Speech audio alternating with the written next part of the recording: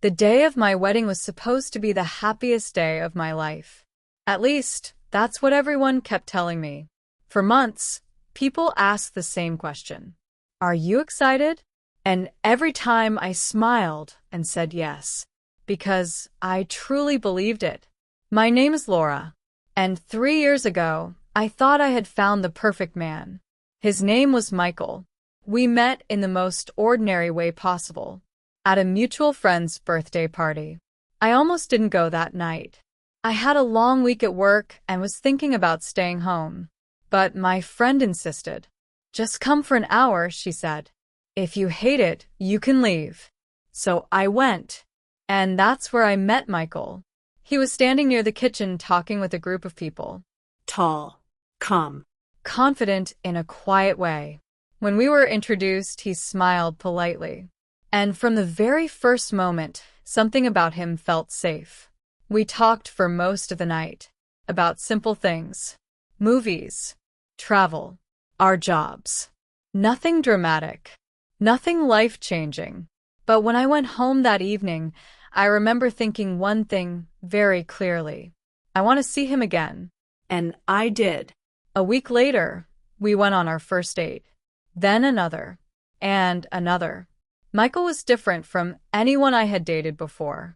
He was patient, thoughtful, and incredibly attentive. He remembered small things about me. My favorite coffee. The book I mentioned once in conversation. Even the name of my childhood dog. It made me feel special. Important. After about a year together, we moved into an apartment. Life felt stable. Peaceful. For the first time in my life, I felt like everything was finally falling into place. 2 years later, Michael proposed. It happened during a weekend trip near the ocean. We were walking along the beach just before sunset. The sky was orange and pink, the kind of sunset people take pictures of. He suddenly stopped walking, turned toward me, and pulled a small box from his pocket. I remember my heart starting to race immediately. He looked nervous, almost more nervous than I had ever seen him before.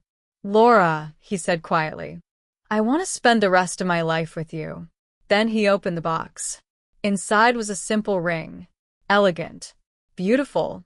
I didn't even let him finish his speech. I said yes almost instantly. And just like that, we were engaged. The next year passed in a blur of wedding planning. Venues. Flowers. Guest lists. Music. Decorations.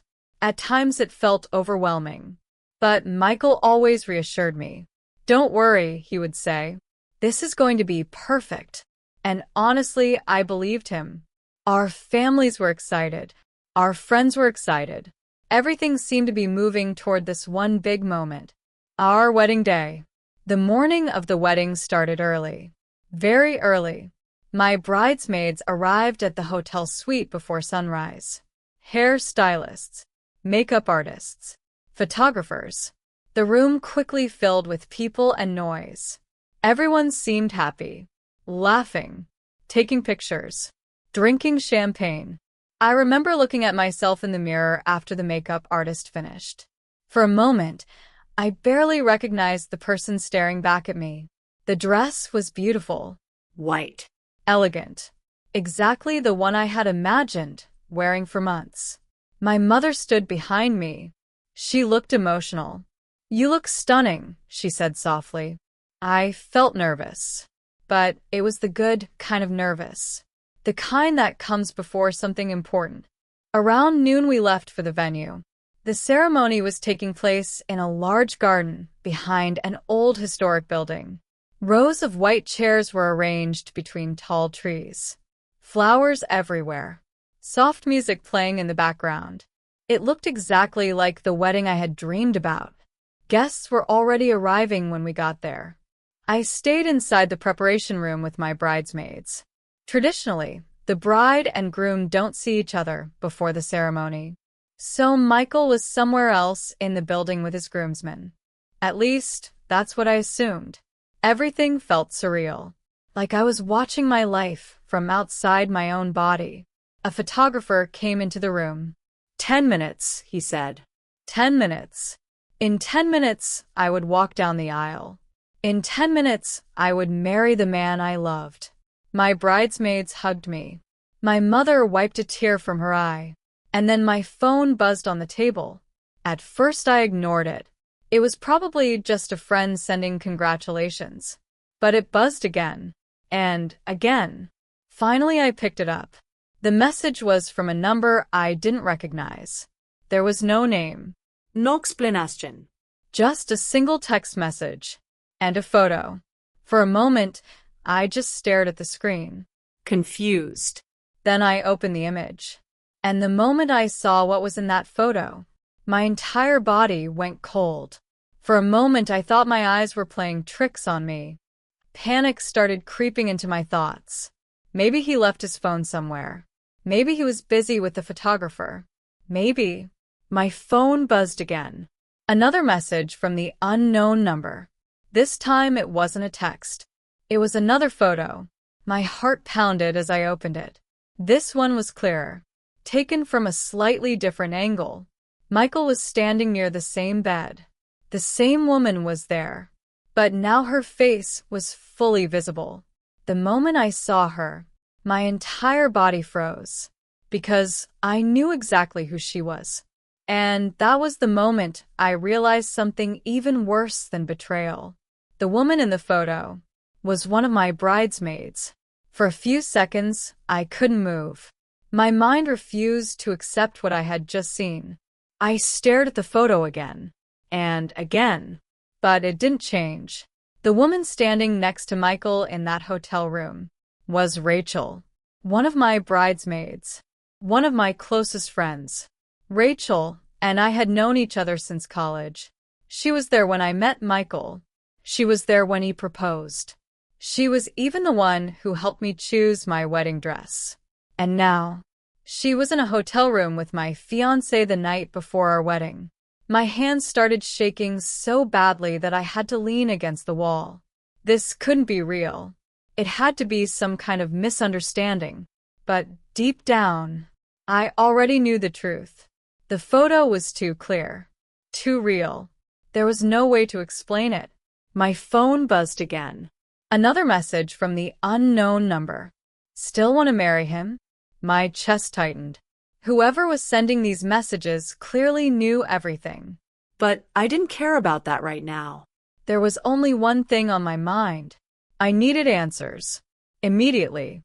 I turned around and walked back toward the preparation room. Every step felt heavier than the last. Inside the room, my bridesmaids were still laughing, talking, fixing their dresses. And Rachel was standing near the mirror, adjusting her hair.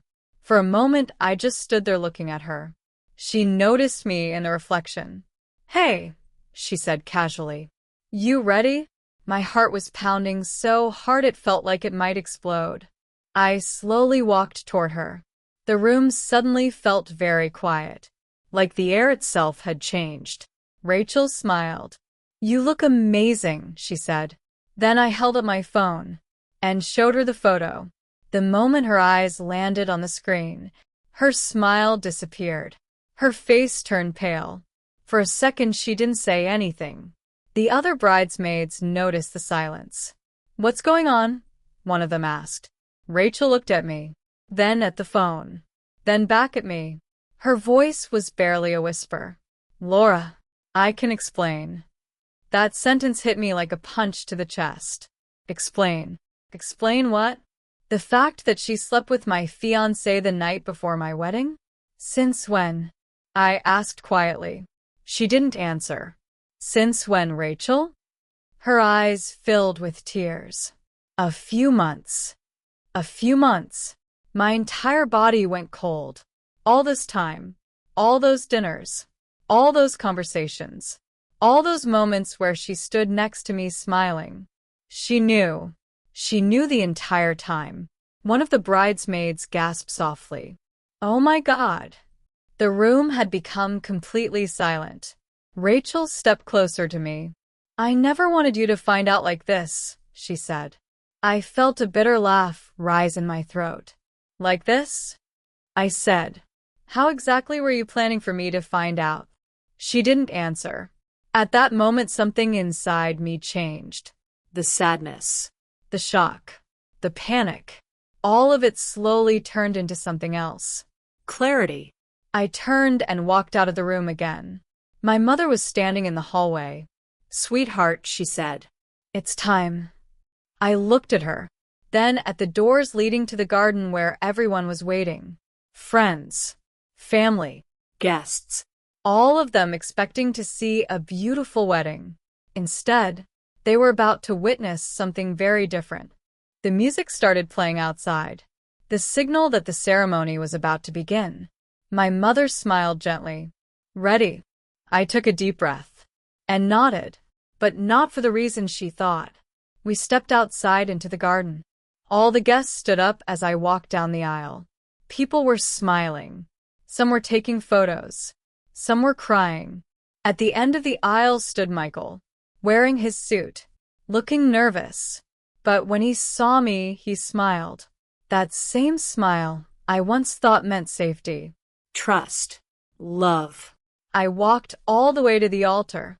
The officiant began speaking, but I barely heard a word. My entire focus was on Michael.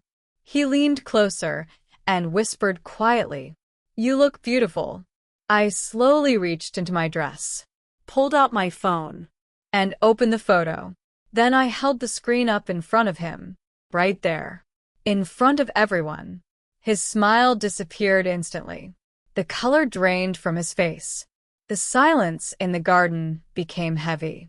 What is this? I asked calmly. Michael stared at the phone, then at me, then back at the phone. For once in his life, he had no words. I turned toward the guests, then toward Rachel, who was standing among the bridesmaids. Her face was pale with fear. And that was the moment I made my decision. I looked back at Michael and said the one sentence I never imagined saying on my wedding day. This wedding is over. Gasps spread through the crowd. People started whispering. The officiant looked completely stunned. But I didn't care.